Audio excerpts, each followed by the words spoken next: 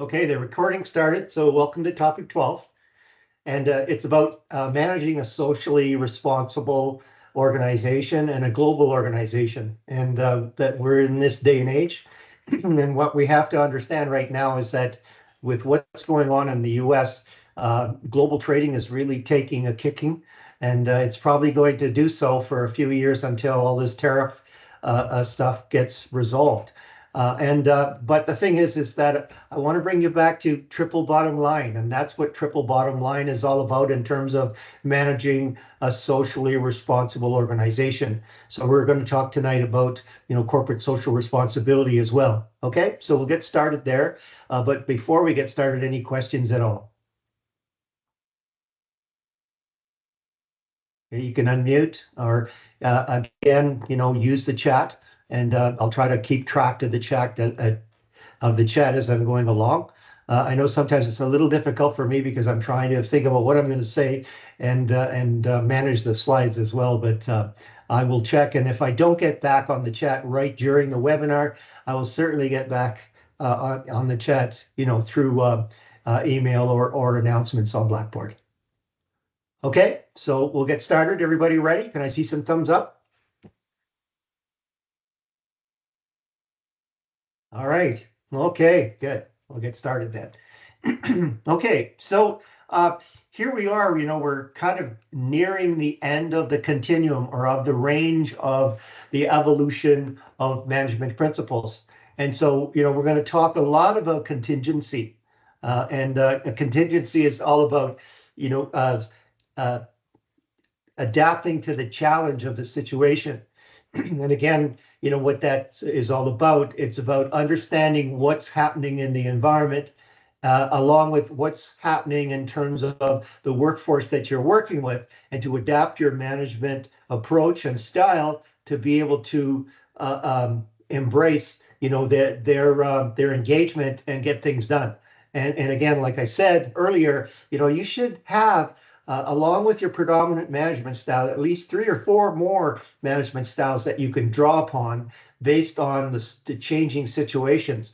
And I guess I can tell you, in our era right now, there's going to be a lot of changes over the next few years, with technology and with geopolitics and with nationalistic themes and what it's going to do to global trading and what that's going to do to the global organization. So I guess strap in, get ready for that.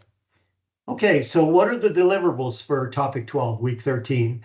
Well, one of the chapters is on decision making. And I want to get you back to remembering that when you're making decisions, keep triple bottom line in mind.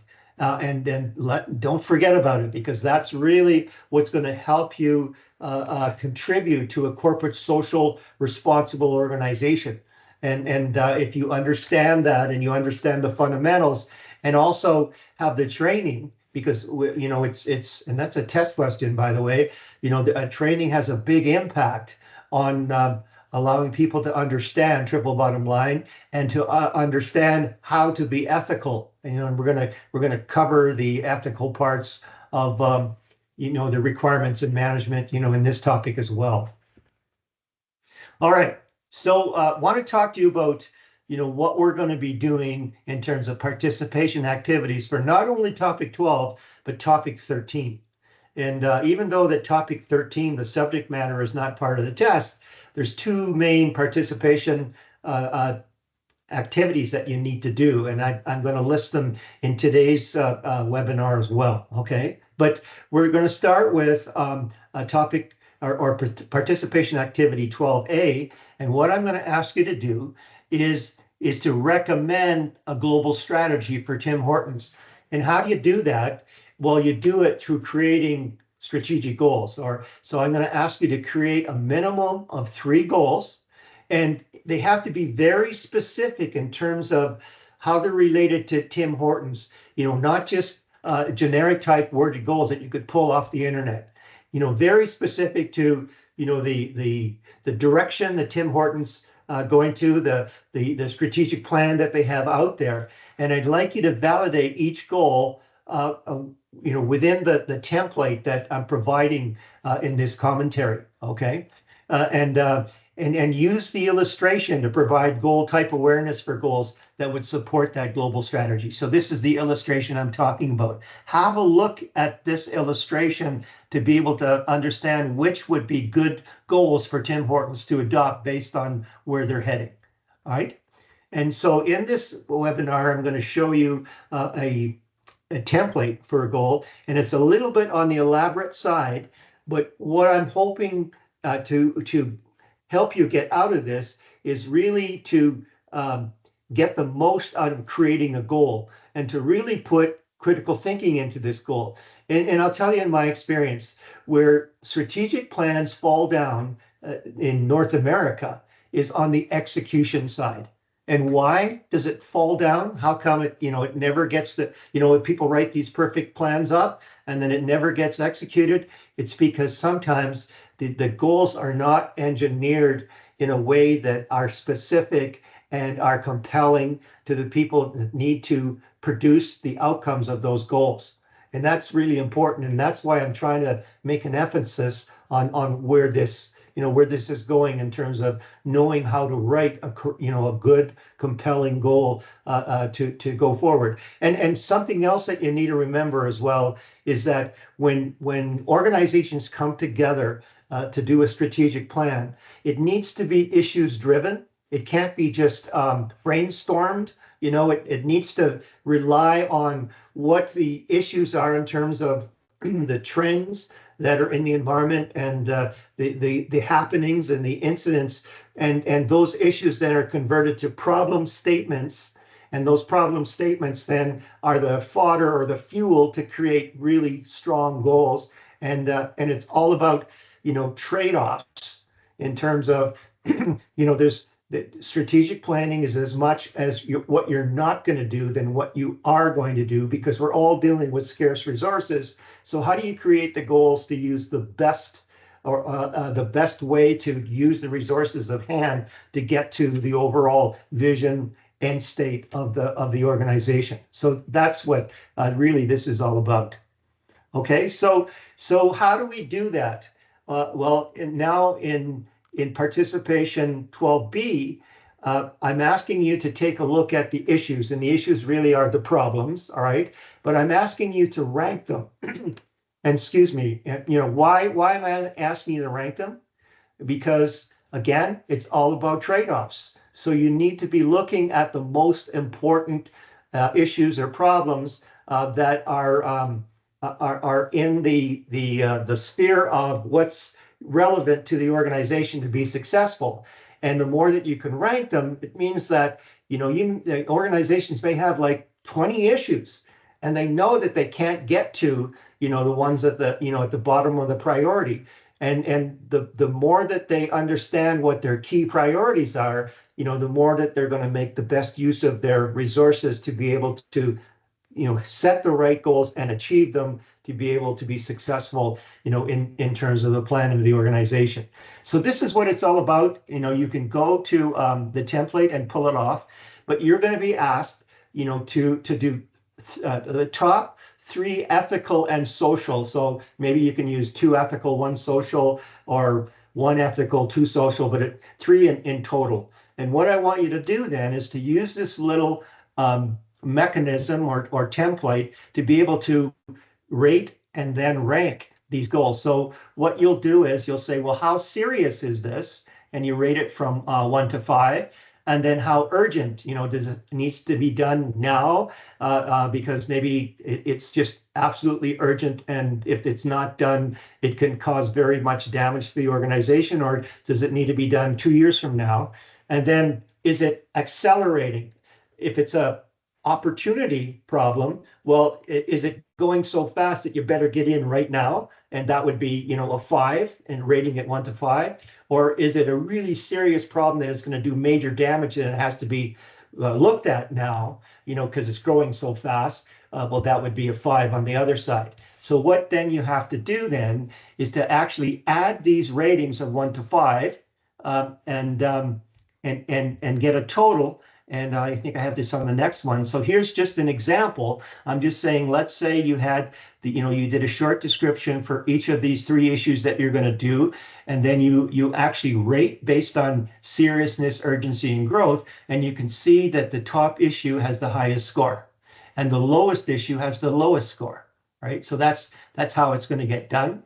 Here's the link to the document, and the thing is that this exercise allows you to define the priorities for your goals. And that means that your strategy overall then, because it gets done through the goals, is going to be the most relevant and the most uh, adequate to be able to make you successful or to make the organization successful. So that's where those two participation activities for topic 12 are at. So let me just stop and say, any questions at all, or do you want to put it down on the chat? I can read your chat. Are we okay? Is that explained properly? Gary, I just have a quick question about the first one. It said for the topic 12, yeah, that one is that global strategy image? Is that the template? Well, no, this is not the template. This is just a guide to be able to show you what kind of goals are adopted in terms of global strategy. So it's really kind of a guide. But you don't have to go to this. What you need to what you can do is you can search through Google or whether on what Tim Horton's global priorities are and create goals or get goal information from there. It's just to give you information, Jen. Okay. Oh, okay, so it's not, there is no actual template for A, just for B. No, there isn't. Okay. No. Okay, thank Okay, you. but I'm going to give you a template for goals, and that's coming up. Okay. Okay, thanks. All right. That's a great question. Thank you. I appreciate that. Okay. Um, okay. So now I just want to talk about the participation activities for topic 13. Like, even though it's not on the test, this one is basically, submit a team's brainstorm ideas for AI uses in management. And again, it's a two-part table, because I want you to describe the why it matters again, in terms of critical thinking. So what are the top 10 uses in AI and management, and list those, what you think they are, and then give a brief reason, maybe at one or two sentences, likely just one sentence, a brief reason why you chose that one as, say, the top one, and why you chose the next one, and those kind of things. So that's what I'm looking for in that one. And lo and behold, a lot of the information will be in topic 13 to allow you to do that. You won't have to do too much research. I'm sure that it's almost all there, but any case, you can go out and you can use AI to be able to find those or whatever. But the whole idea is to understand, why you're making that assertion, right? Why is it important that you think in terms of, what an organization needs, in terms of what AI can do for that, for management in that organization. So that's 13A. 13B is just basically what I'm doing in the course is providing you 3 marks out of the overall participation marks for doing all the Pearson Revel surveys. And what I'm asking you to do then, and that's this little part right here. There's about over 30 personal assessment surveys, and what I want you to do is just do a PDF or a doc, and do a snapshot of like a snapshot print of each one of those surveys that you did, just a facsimile to show me that what you've done, and that way I will allot you that 3 bonus marks for doing the surveys. Okay, so 2 things there. One is, do 13A, which is a group exercise, and then 13B is an individual exercise, so I can provide each individual marks for doing all the surveys that they've done through Pearson Revel. Okay, so that's that. Any questions about that? All good? Thumbs up? Okay. All right. So, Yeah, go sorry, should ahead. I just take a screenshot of it off Pearson or? No. What to do? is that, go to those surveys that you did and just take a screenshot of that particular survey, just a facsimile to demonstrate that you've completed it. Okay, thank you. Okay. All right.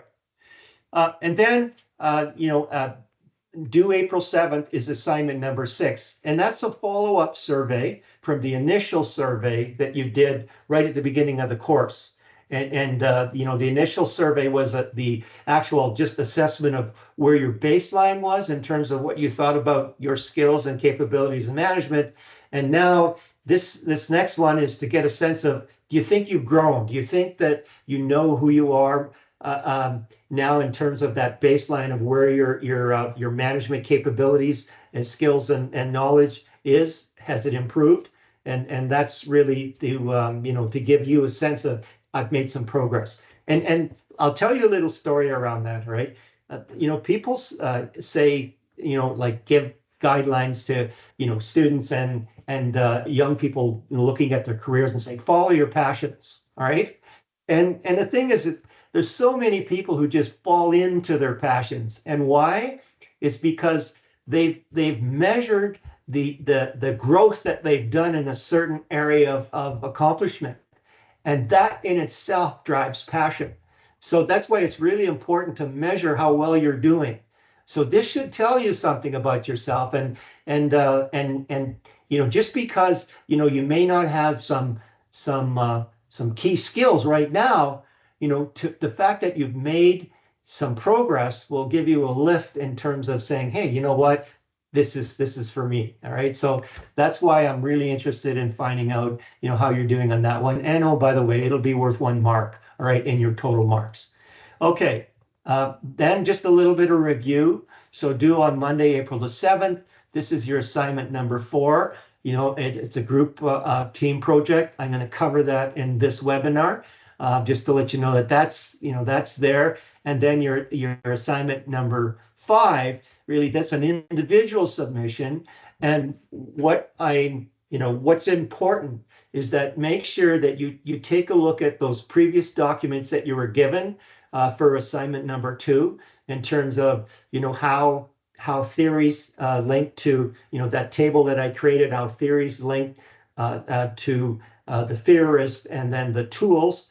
And then the other one, which is an appendix that I expanded on from I think it's Appendix 1A on all the theorists that we covered in this particular area, because that's as you use that information on why it matters, and there'll be some specific questions around theorists and theories as well in that assignment. But that's really going to give you the, why it matters and really help you get the good marks in that particular assignment as well. Okay, so that's where that is. That's an individual submission, again, due Monday, April 7th. All right, this one here, it's a group team member performance. It's optional, right? But if you want to go to that and you want to really rate yourself along with your team members, I appreciate you doing it. Because I'll really get a better sense of how your team has worked together and who are some of the better performers, and it gives me a really good appreciation for who you are as a student. All right, but it's not mandatory. There's no marks related to it, but it's there.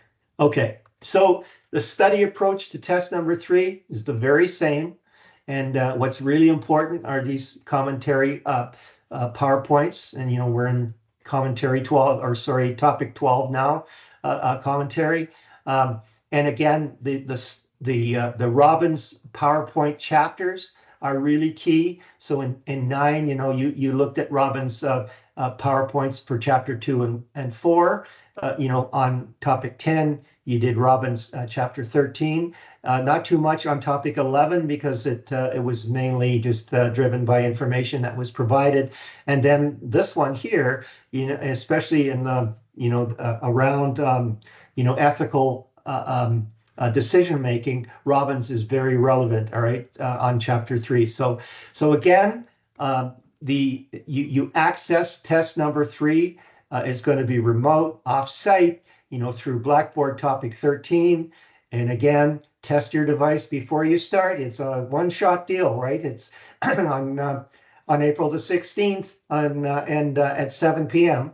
And it's a Wednesday. And test your device for respondus lockdown and your webcam capability well before the test to make sure.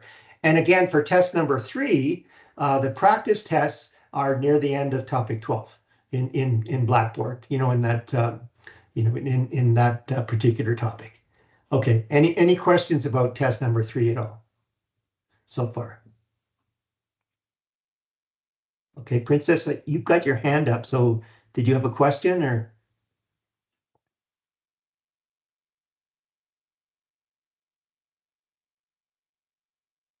Hi,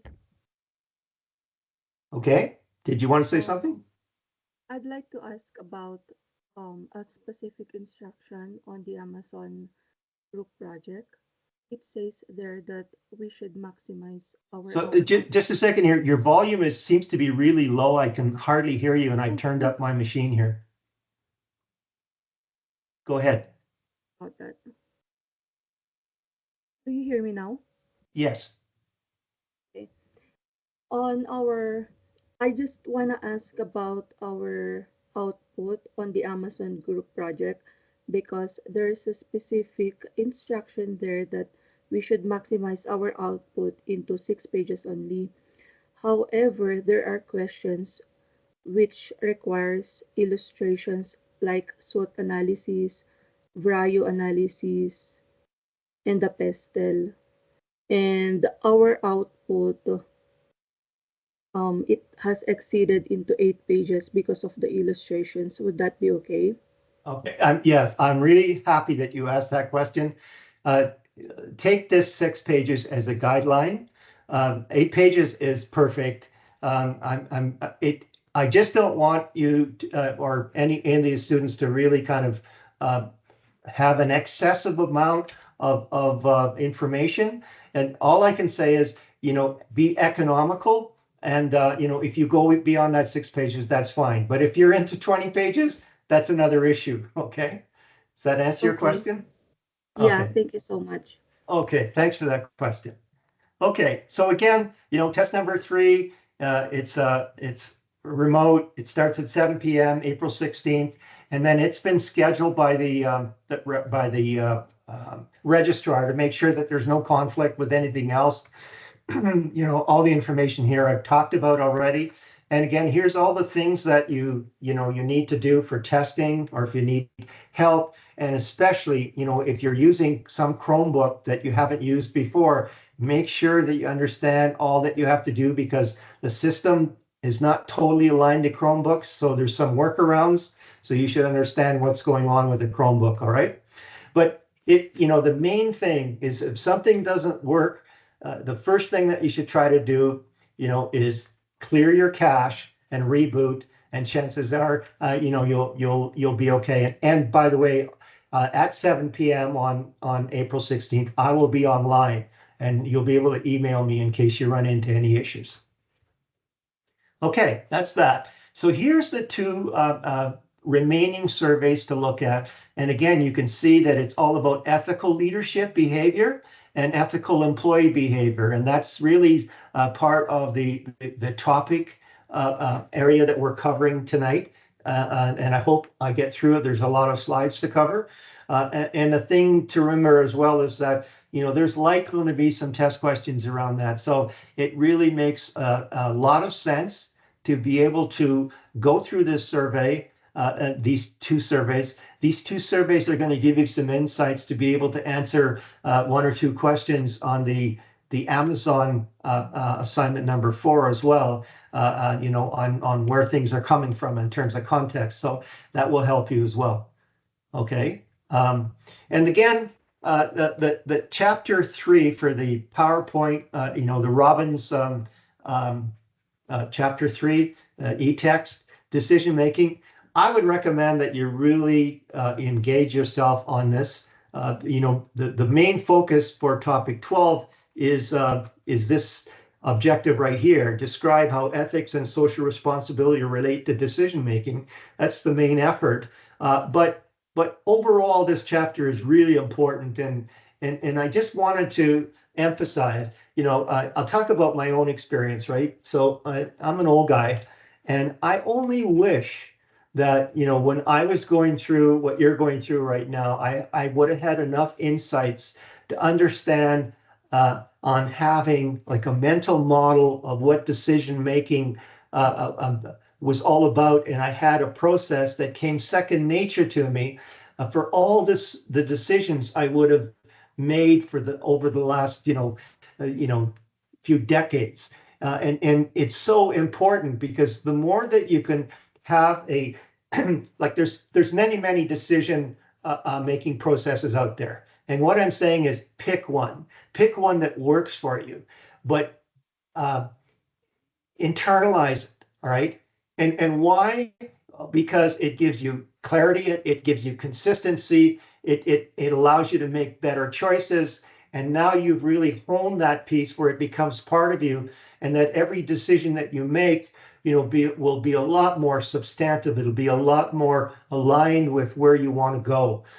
So a decision-making framework really gives you success in guiding you to make well thought out, strategic choices.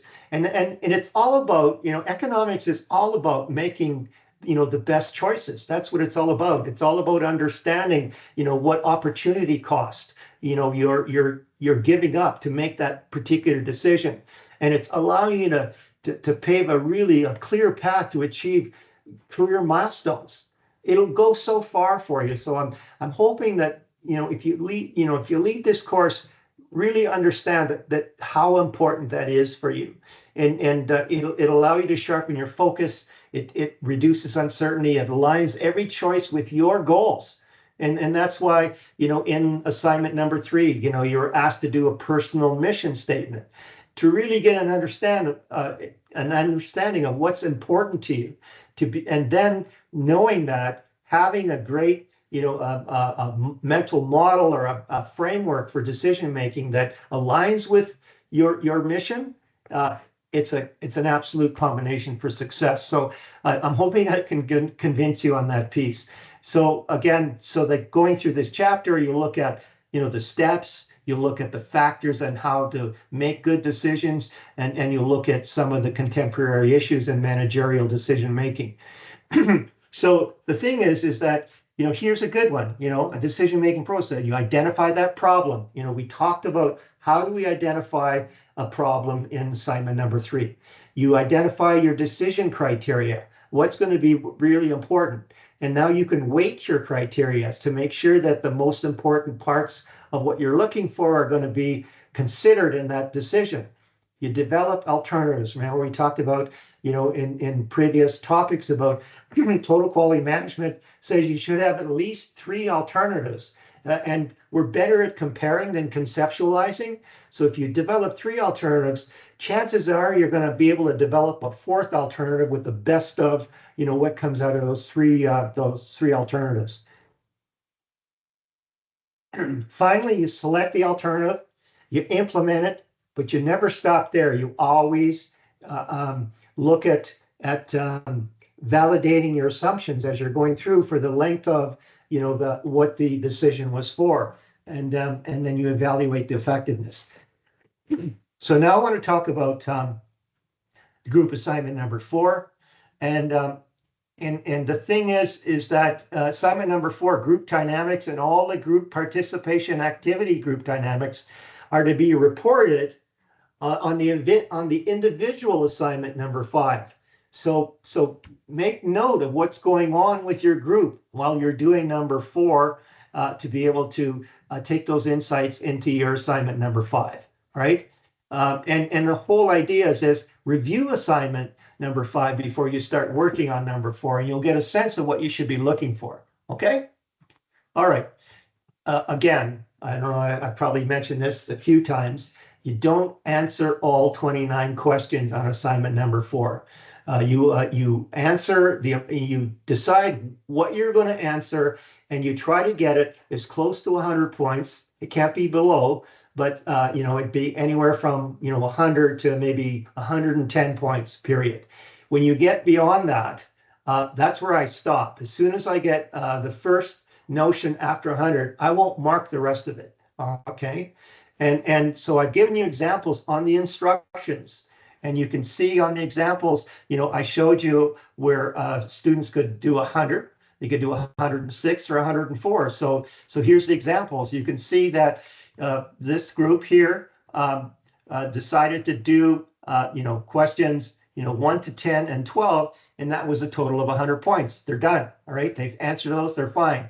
Another group decides that, hey, well, there's some of these questions we really, excelled on in our participation activities. So we're going to do, these kind of questions, and we'll total that. Well, that was 106. So I will mark this example out of 100. I will mark this example under 100 out of 106, and I will mark example number 3 out of 104. Okay. Now here's where it comes into play. I want you to show me which questions you selected, and I want you to show me the total amount of points so that I don't have to calculate that myself. All right. So the table of contents at the beginning of your team submission should show this total. And again, I'm asking you to use the numbers. Like, if you chose to do this this question, this is question number 16 that you put down in your report. Not, because it was the second question, it's your number 2. I want you to keep the numbers because I have this Excel spreadsheet that has all these questions when I'm marking them. And if I don't understand which question I'm looking at, it takes me a long time to do that. And you don't want me, to be, a little bit frustrated over that. Okay. So again, don't use your own numbering system. Use that. So here's an example of what that is. So here's all the questions. And then here's the marks that are related to each one of those questions.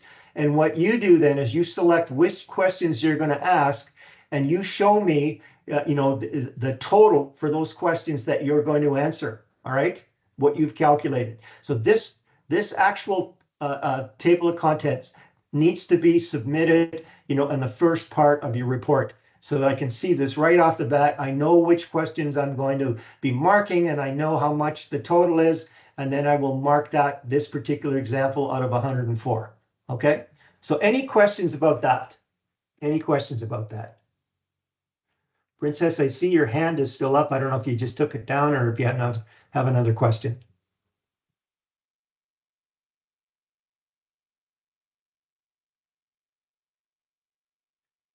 Okay, how are we doing so far? Can I see some thumbs up? Did everybody following me okay? Oh, I'm sorry. I didn't remove it. Okay, good. Okay, we're all good. So again, this particular, create this thing and show it. I think you can download it and then show your example to show me how you've added up and which question you're doing. And again, this question that you're going to answer, it's still going to be question 12 answer. This one is still going to be question 13. Just because you don't use your own numbering system. Okay. Again, Princess, thank you. The paper cannot exceed 6 pages. That's a guideline. All right. And then as well, it's including the visuals and the table of contents and the references. So, and you can use ChatGPT. You just tell me that you've used it. All right. And the whole idea then is that, you really want to, think strategically and think critically, while customizing your answer to specifically answer the question. Okay. Here's this whole thing on assignment expectations. Again, here's the documents I'm going to ask you to source to take a look at, connecting theorists to tools to techniques and table management principles. That's really going to give you a sense of, when you answer a question, why it matters, and then adding who the theorist was is an extra bonus for me. All right.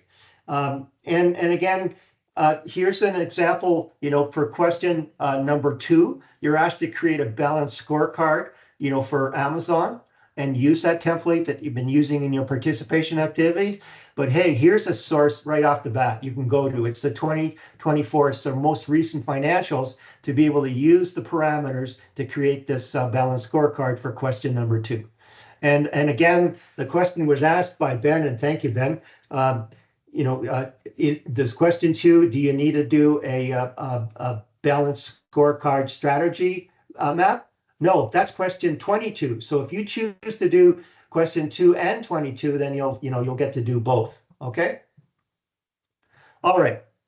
So now we're getting into the content here in terms of topic 12, and we're near the end of the our period. We're into our period of management, and contingency approach to management is very relevant in today's world. All right, and the thing is that here's the thing: there's no one best way of doing things in today's world. We know that because we don't know all the answers, because we're getting into new technology, new territory.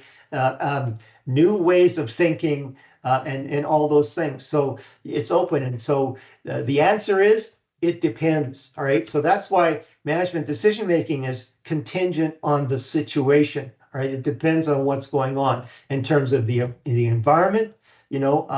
What's changed in the environment, and why does an organization have to adjust and be flexible and move around?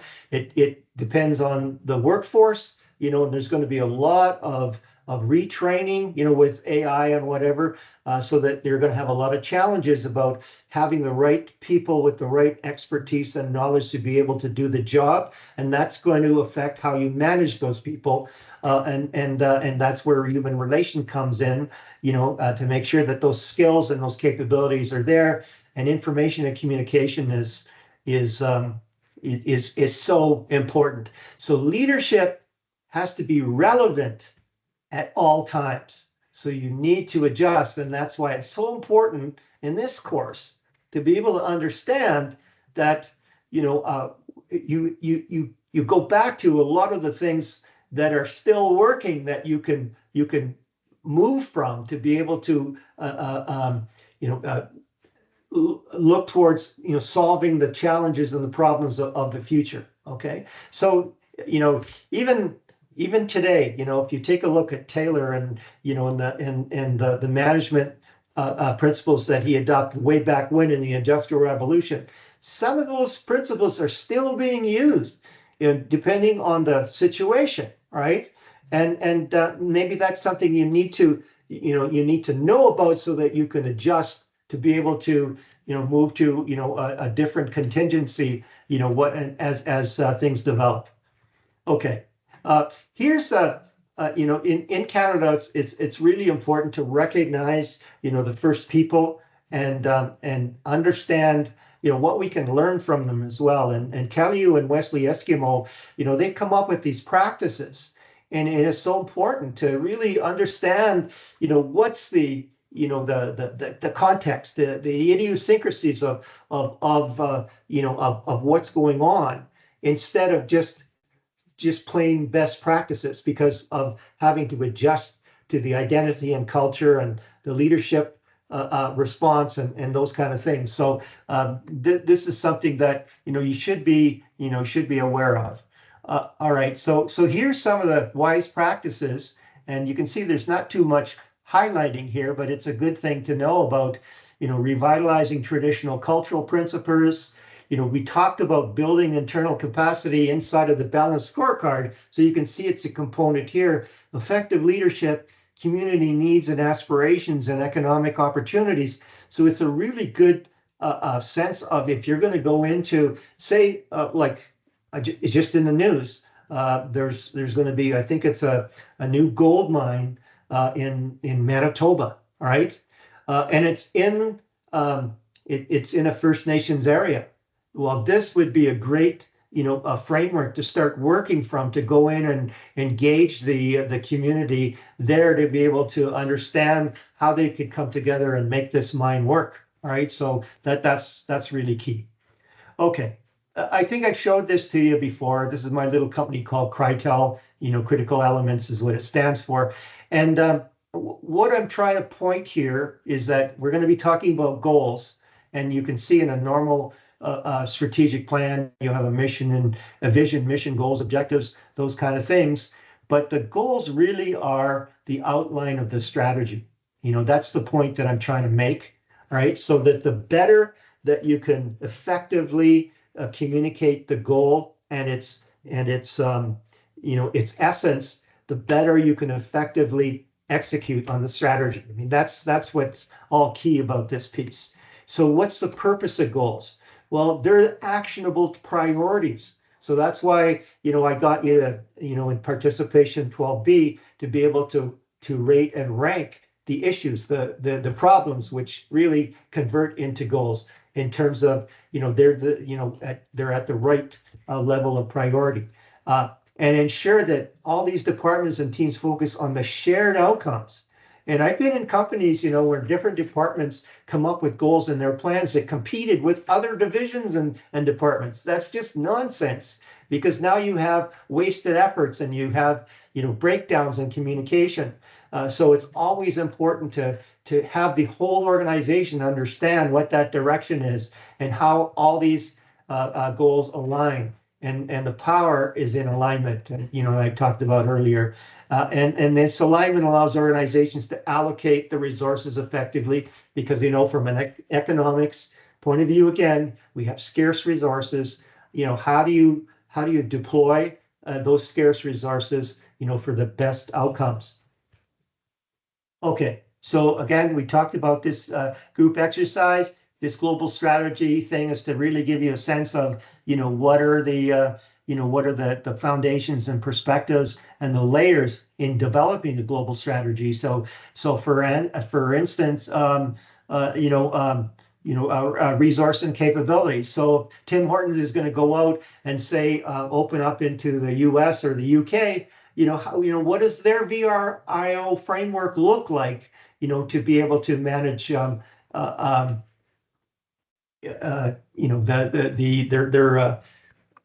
what's the word? Their sustainable competitive advantage. Okay. All right. So that's what this is all about. So now let me get into, the formulation of strategic goals. They must be clear. And what to keep in mind is, the strategic goal is from X to Y by when. That's really kind of the underpinning of what's going out. Here's an example. And when you illustrate a goal, it's always good to have a title, and then you have the goal itself. And the title is so important, and especially, the more brief it is, the more it could be top of mind in a plan. Because once you get into the plan, you've got several goals, several objectives. If they're not simple in terms of title, then you can't remember where they are and how they fit. So that's why it's so important to have a title for that particular goal. And you can see here is that, there's an outcome due date, for that goal. That's really important. Okay, so here's a piece that this is what the goal really looks like. But here's what I'd like you to go through to be able to create those goals in terms of understanding, how you can make the most effective goal. So, you have the title of the goal, and then you have the goal statement, and then you need to understand, why are you doing this? And then how are you going to get this done through, breaking down or chunking that goal into objectives? Because we all know that if a goal is very comprehensive, then people think, oh, can we get it done? But when you show them how you can chunk it down and get it done, all of a sudden now, there's a sense of, hey, we can get this done, right? And then what KPIs or metrics are you going to use? So you're really looking at the title of the goal statement, the rationale, the breakdown of that goal in terms of objectives, the timeline, with an outcome end date, and the metrics. So that's what I'm looking for when you do these three goals, in this participation activities. Here's a little bit more about, KPIs, key performance indicators. You look at, the title of that KPI. Why did you choose that KPI? You describe it. Why are you using it? What's the measurement method? What's the target value, right? The target value, the target outcome date, and the data source. Now, these are all details, but I want you to go through this process, more important than putting all the details down on a form, but really kind of show a particular goal with the title and the statement, and then the adequacy around the KPI that you need to do that, so people understand what that KPI is all about. Okay? Any questions about that? Are we all good? And again, when you're doing this, you can email me questions. I'd be happy to answer them. Okay, talked about that. Okay, so we're going to talk about globalization, but I can't really talk about globalization, without really talking about what's going on today in the world. It's just that there's just so much instability right now, and global trading has been growing in leaps and bounds over the last 50 years. And in the last 10 years, it's had some challenges, and especially now, there's going to be even more challenges. And if you want to know more about how this is going to get resolved, it's through the World Trade Organization. And oh, by the way, the U.S. was a big proponent of creating the World Trade Organization, and they're probably going to provide some challenges to the World Trade Organization with how things are going. So the recent tariff policies have significantly influenced global trade dynamics. There's no doubt about it. Right now, we're into global trading shock, right? And many of the countries don't know what they're going to do. And the thing is, by imposing key tariffs on key imports like steel and aluminum, and there's different reasons to be able to get around the international guidelines. They're not really laws and rules on trading. It's going to present a lot of situation. Why am I telling you this? Well, if you're going to get into leaving this program, this is going to be your life, right? In terms of having to run a business with supply chains being totally challenged, because everything, supply chains are a big piece of what's going on and how things get done. If you take a look at the car industry in North America, many parts and assemblies, move from country to country before they actually even get into a North American manufactured vehicle. So the integration of these supply chains is just amazing. And with all of the confusion going on, it's going to be a lot of pressures to be able to deal with. And what's it going to do? It's going to cause inflationary pressures as well. And the ripple effects on these policies in reshaping trade relationships and getting out of this, it's really going to be key challenges for economic stability. So you're living in really special times here in terms of your career, timeline, going forward. Okay, so here, if you want to read a little bit more about it, JP Morgan has a really good article on what's the impact of global trade on the economy. And then you can get a good sense from this particular article by the Freedom Advisors of what areas are really going to get hit. So if you're interested in that area, these two pieces are references are really good reading for you. Okay, so going global. So what you need to remember, though, is that you think global and you act local. Okay, think global, act local. And why is that? Is that when you're thinking global, you're really standardizing and you're trying to get economies of scale. But when you get into a different country that's not familiar with your product or whatever, then you have to be responsive to that and start thinking local on how do you create that adaptation to wanting to do business and buying your offering of a service or a product. So that's, I think that's one of the pieces where you can work on your secret sauce in being a good a good global provider. But what are the reasons for going global? There's many reasons. Sometimes it's you want to exploit factor cost differences. Sometimes you can you can arbitrage that kind of thing. You could find something that maybe a part that can be, that because of comparative advantage or whatever it is, can be manufactured a lot more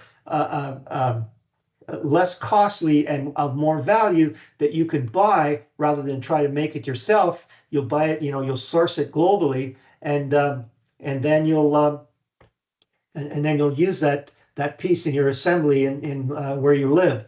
So you need to go global to do that, right?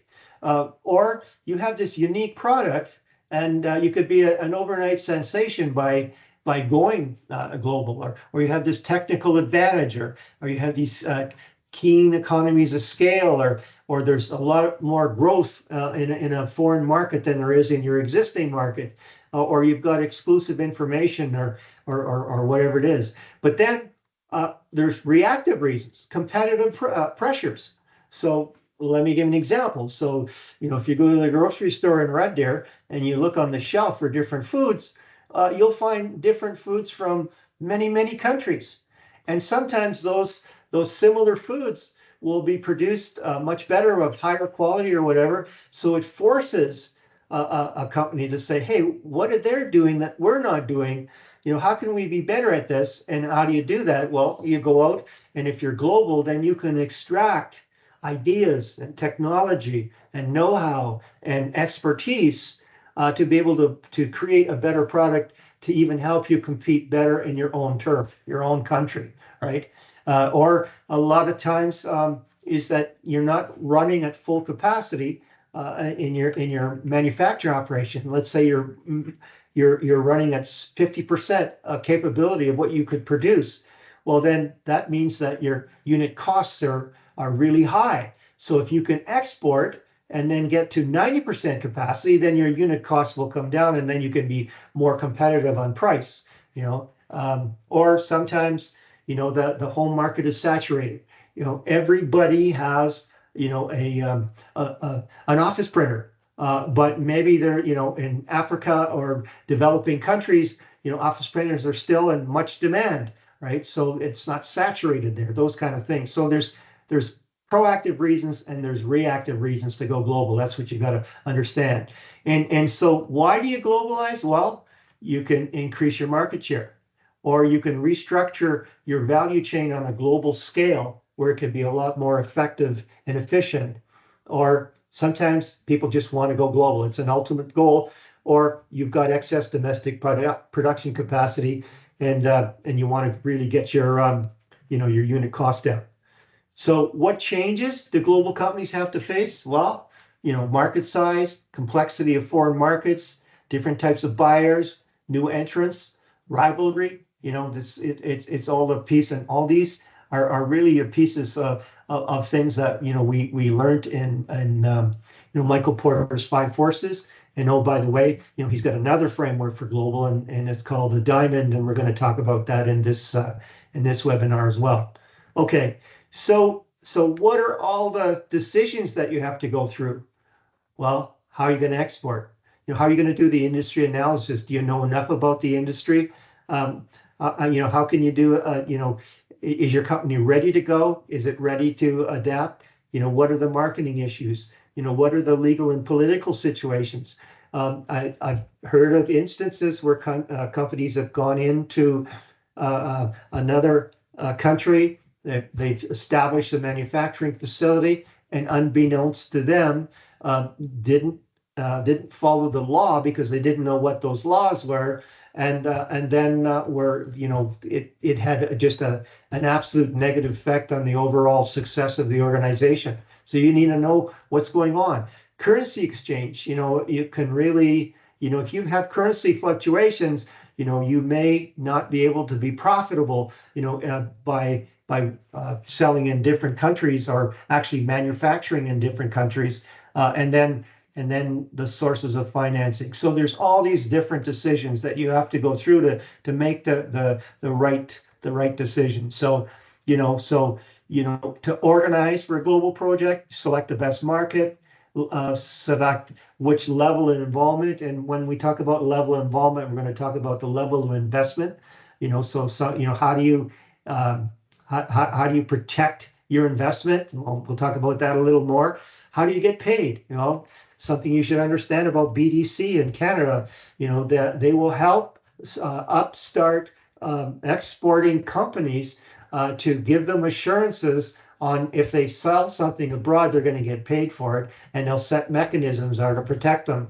That's a big issue.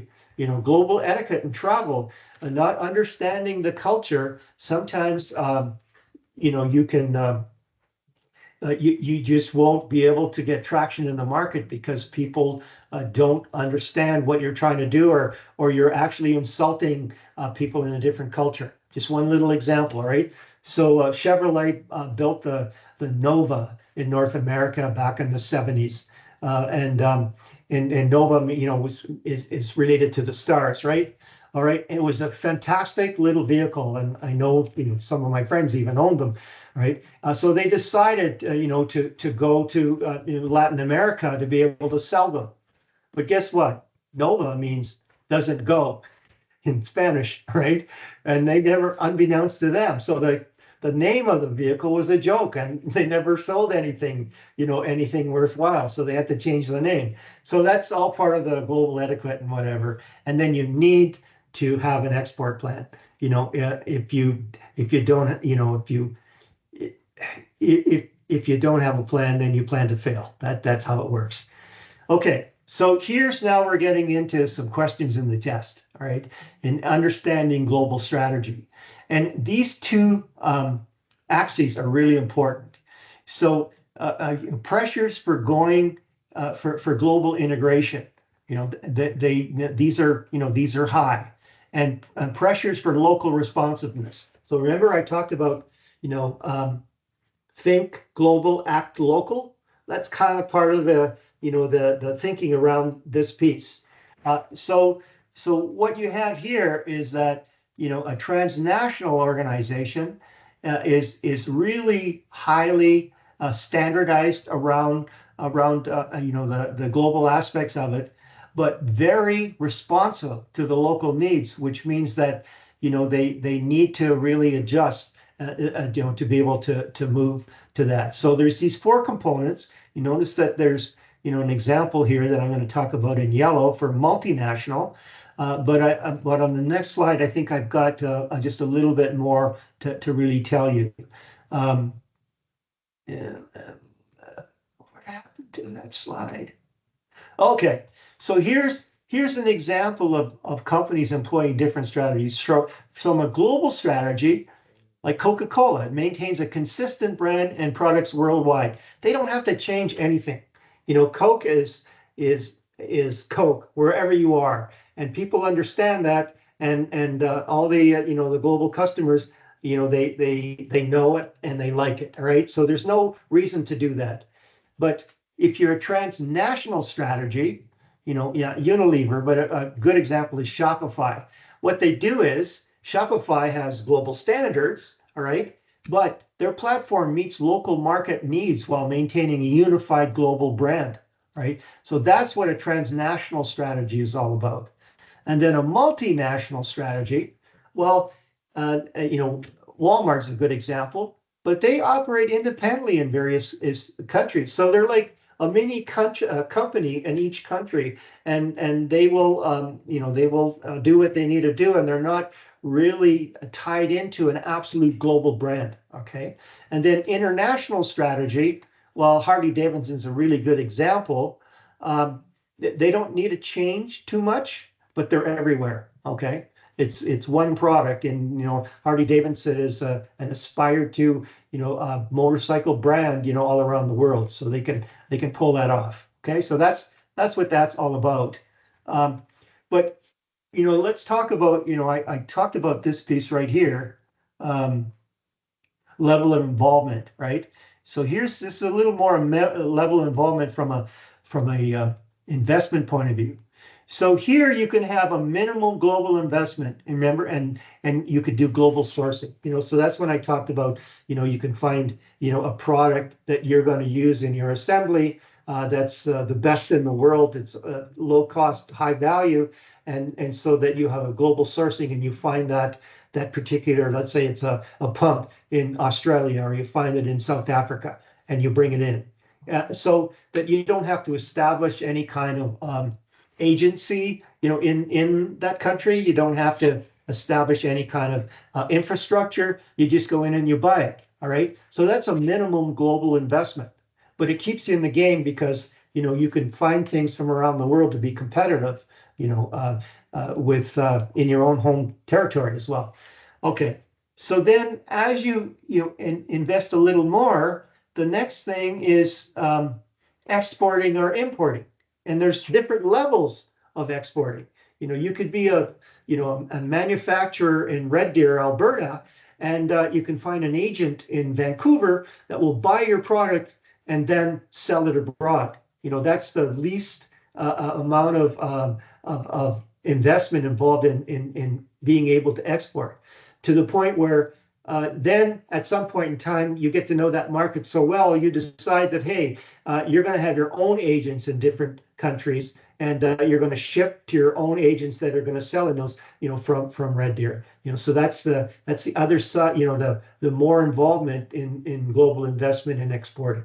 And then there's licensing. So Microsoft does a lot of licensing in terms of they'll license their whole Microsoft platform to some organization in France, and then France will pay them a certain amount off the top, but then they sell in France. Then franchising, we all know what franchising is all about. And then when you really get into it, you can actually do a foreign subsidiary. Well, you'll go in and you build a manufacturing plant or an infrastructure to provide your services, so you're full in on the investment. And you can do that, or you can maybe joint venture with an existing company to make it a little easier for you to get into doing that on that investment, or just with a strategic alliance. So those are the ways. So how do they go about it? Global sourcing, exporting, importing, those pieces. And what you're doing then is that you go through these, especially if you're starting up, you go through these evolutionary steps where, you get really good at what you're doing in your own country. And then you get to the pre-export stage, and that's where maybe you'll, use an agent to buy your products or services and sell them abroad. And then you start experimenting on the involvement, and then you have active involvement, and then you have committed involvement. So that's how that goes. So this is sort of walk before you run, and this is key to understand this. The trajectory. Exporting is a little bit less in investment and risk. Licensing is just a little bit more, and then you can do franchising. Then you get into a strategic alliance, and those are contractual agreements. And now you start getting into key investing as a joint venture, wholly owned, and understand what greenfield acquisition is all about. But again, you can see that this is highlighted, so it's important to know that. I'm not going to talk about this. It was just a piece. And then understanding that markets are different across borders. So you have a cultural distance, and administrative and political distance, a geographic distance, an economic distance. So those are the kind of things you need to worry about. If you don't understand the culture you're dealing with, in terms of another foreign entity, like a foreign country, then you will never be able to, engage, the stakeholders, engage the customers to be able to, adapt to what you want to provide. Okay. I'm not going to talk about that. Okay, I showed you that. Okay, so here's where I talk about Porter's diamond model of competitive advantage. It's much like the five forces, but it really kind of has the bent of the of the international piece. So what you need to understand is you need to worry about chance, random events, terrorist attacks. Those are all their larger risks now in doing global expansion. And then understand what your firm's strategy is and what your structure is. How are you structured more adequately to understand, to be successful in the industry that you're going to go into in a foreign country, and then understand what the factors are, right? And that's we can get into Pastel here as well, and then what the demand conditions are, the size of the domestic market, the sophistication of the market, the understanding of the market. Sometimes you've got a product that a foreign population may not even know exists, and it may be very viable, but they don't understand how it can be used and how it can bring value to their home or to their business. And then related supporting industries. So if I wanted to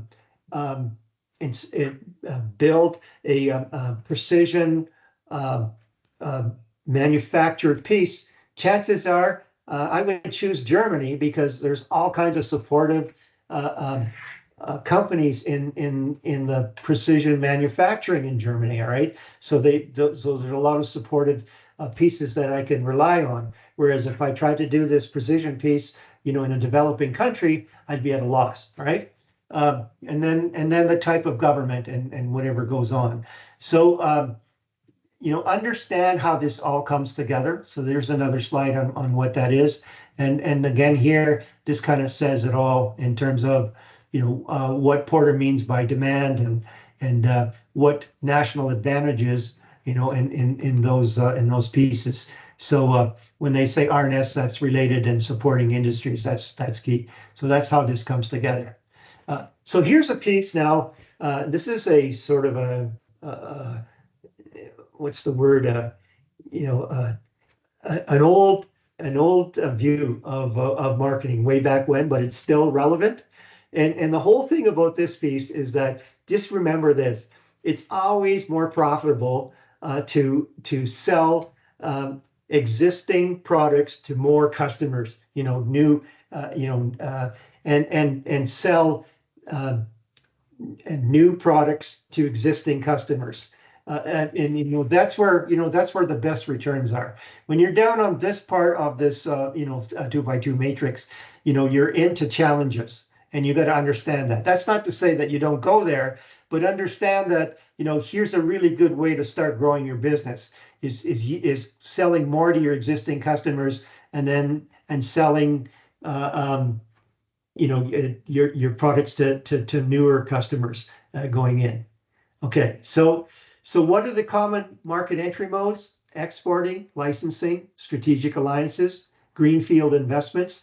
And what a greenfield investment is, say I'm a boot manufacturer, I'll go into Germany and I will buy a lot, and I would build the boot manufacturing building and machinery. That's greenfield, all right? Whereas as a boot manufacturer, I can go into Germany and buy an existing boot manufacturer and then convert it to or include my manufacturing in there. That wouldn't be a greenfield investment. And then M&As, mergers and acquisitions, I'm going through there.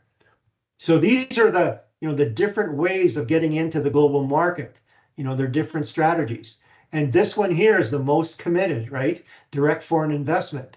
And then you have to worry about, especially the governments. If you get into an area where the government could nationalize your business and say, okay, well, we're going to pay you 10 cents on the dollar for your business, and you have to leave, right? Those are the kind of things you got to worry about. Okay, so a little bit more on this example, this multinational. I just wanted to give you, a little bit more on that piece. All right. So what is a multinational? Several subsidiaries operating as standalone businesses units in multiple countries. All right. So they're more of a conglomerate. Everybody's running their own show. Okay, because they need to be highly responsive. In locally to be able to, like, it's like for instance, medical services. Medical services are so culturally sensitive, right, in different foreign countries, so that you couldn't operate the same way in Africa that you could in Asia, that you could in North America, right? So a multinational is probably better for that piece, where it's sort of It's related to the overall enterprise, but it runs as if it's a different company. Okay. Think global, act local. I talked about that. I've shown you this trajectory, and then understanding that you can see that when you don't need to invest, in non-equity arrangements. So that's where you would do let me see, licensing and franchising and management contracts. And here where you're going into it and you're doing greenfield investments and those kind of things. So understand the difference is really all you need to do. This is just another piece here is that, the more that you own yourself, the more control that you have. And as you kind of move along, you have less and less investment, you have less and less control, right? And sometimes that could break you because, if you have partners with and you have less control, it's hard to really, work along, a strategy, all right? And here's the range of them, in terms of what this is all about. You see some keys here, so you need to really take a look at, what these are all about. And I'm kind of running out of time on these slides, so I'm going to just kind of direct you to what's important. Okay. Okay. So and this is highlighting. So understand what is exporting. Well, it's making products at home and selling abroad. So that's key. And then here's a good table to understand. Import export business. What are the advantages? Well, cost reduction. Disadvantages. Well, to the importer, a huge dent in the domestic market and high taxes. So, you got to understand that.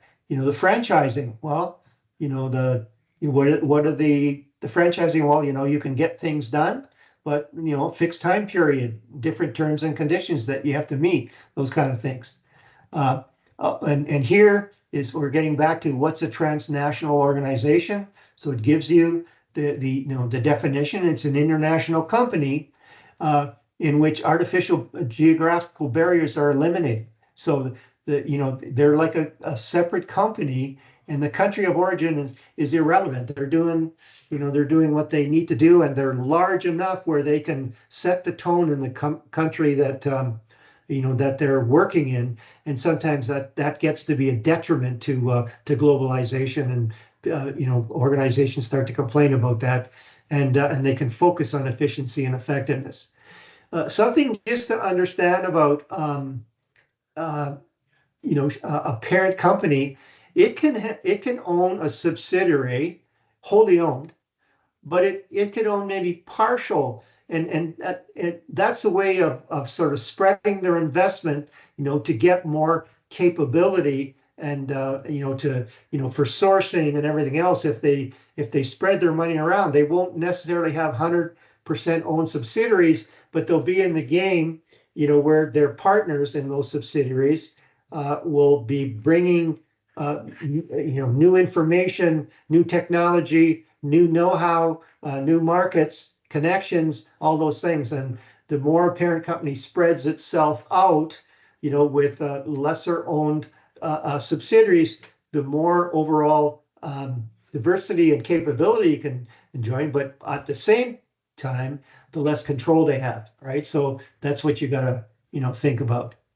So what's a foreign subsidiary? You really need to know this definition. Company that operates in one country but is partially owned or wholly owned by a parent company. That's a foreign subsidiary. Types of global organizations. Here's where I get into what I talked about earlier, and again, you should really understand what these definitions are. Okay, and here's another thing. There's different types of trade alliances. One is just absolutely global, right? Where you do absolutely global trading right around the world, and you have partners and whatever.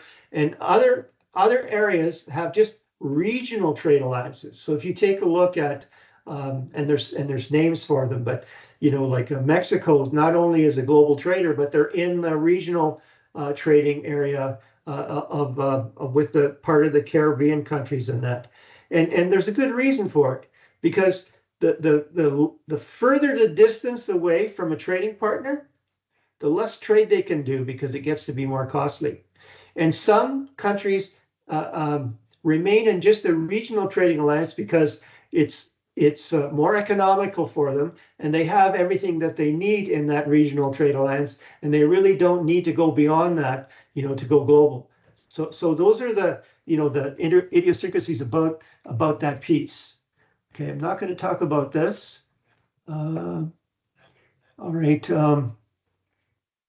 Foreign availability, in earlier decades, it was wage-based competition, and meaning that, you can get low-cost labor, in various parts of the world, and you'd have your manufacturing facility there. But in today's world, especially with, 3D printing and artificial intelligence and whatever, someone now can produce something in their basement in Toronto at the same price that they can get it, from somewhere out of Asia, right? And high technology products are available worldwide from many sources. So the game has changed, right, that way. But understand that there's all kinds of political risk, and yeah, I'm not going to go through this piece as well. I think this is mainly just information. But here's something that you should really understand, is that a foundational economic machine, or economic system, has the foundations are, it has to have order, and it has to have laws and rules, right? And when you start getting away from that, then you don't, there's no stability, right? And so when you start understanding, the context of legality, there's the rule of man, and that's where you find those in in autocratic and dictatorship type of countries, and then the rule of law, where where in mainly democratic leading countries, you'll find that. And the whole idea is that it's not so much what's right or what's wrong. It's how do you survive.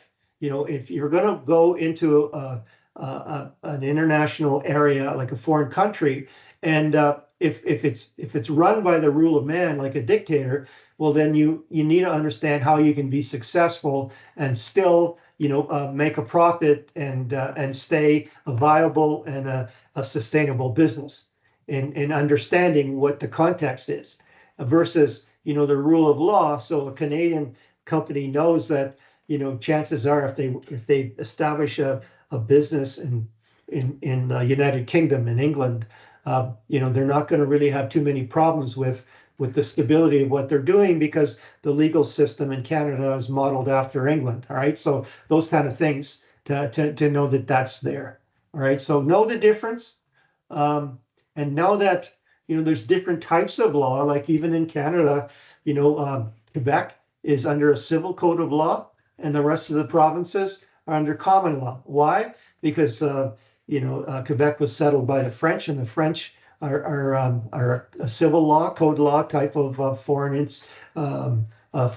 power, and the UK, England, the rest of the province were part of the original Commonwealth, and have the England way of doing common law. So, and then understanding Islamic law and what works and what doesn't. And if you're working in an Islamic country, how do you survive, right? So those are the kind of things that you need to keep in mind. What you can find, though, is that you can find political and legal factors, for various countries, by going to this reference, and know where you're at, if you're deciding to go into a different country. So just quickly, ethics and corporate social responsibility, I wanted to cover just a little bit more. But in today's situation, with globalization, ethical responsibility, social responsibility, sustainability, age of technology, we know that artificial intelligence is going to put a lot of challenges, for ethical and social responsibility and sustainability for that matter. So understand how this all comes together, right? And typically, planning leads to higher profits. So when you can plan, from triple bottom line point of view, you're going to be a lot more successful. And look at what the ethical and social responsibilities of an organization are in terms of, like, especially in Canada, we have a lot of laws around workplace health and safety, but some countries don't.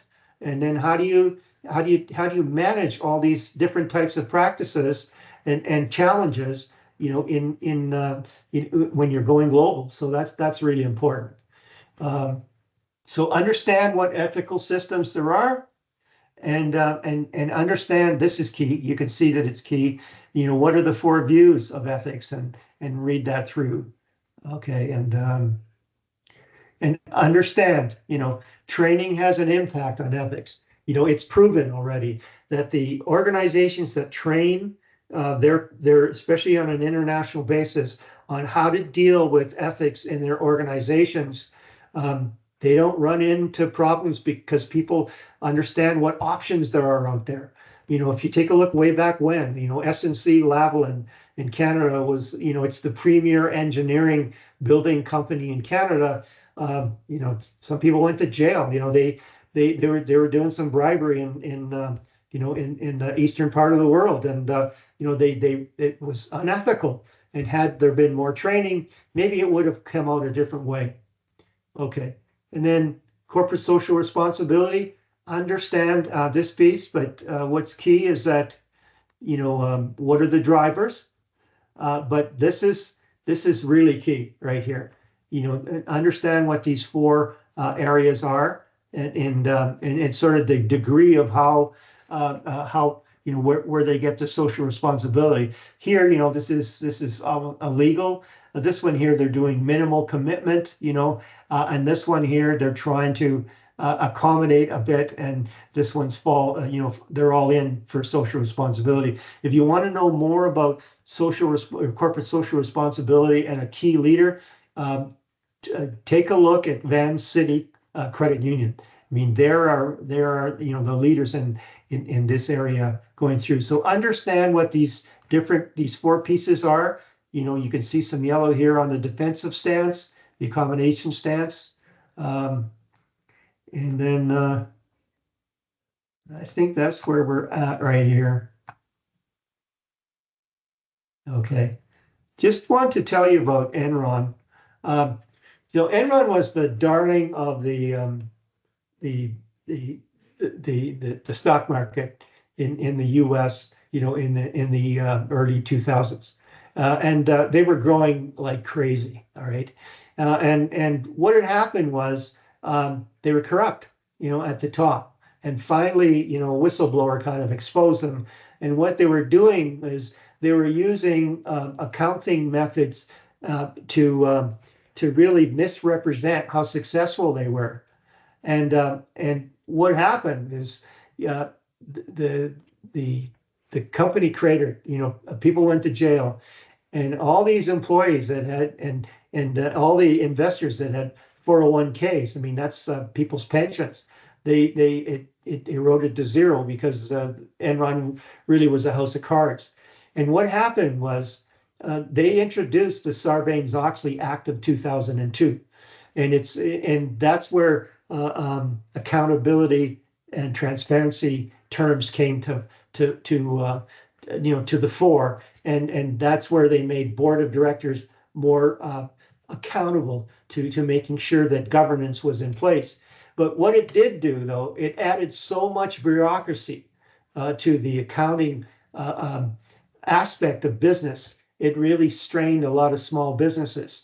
So you can see where that can go, and where that's on a financial basis. Now think of this where AI is coming into play, and businesses are getting into new territories, and if they're not ethical, what are the possible implications of all that? And that's really the thing that we need to think about, right? Going forward in terms of new management principles to be able to work with those things. And that's really all I'm going to cover with you. I would go through that again, pay attention to where the highlighting is and the bolding and the underline and the golden keys, and I think you're going to be in good shape. So any questions at all?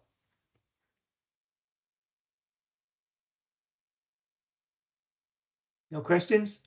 Okay, so again, if you have any questions, please email me. I'd be happy to answer your questions. I will put them on announcements on Blackboard, the replies, so that everybody can take advantage of it. Okay, and so we'll see you next week for the last and final webinar.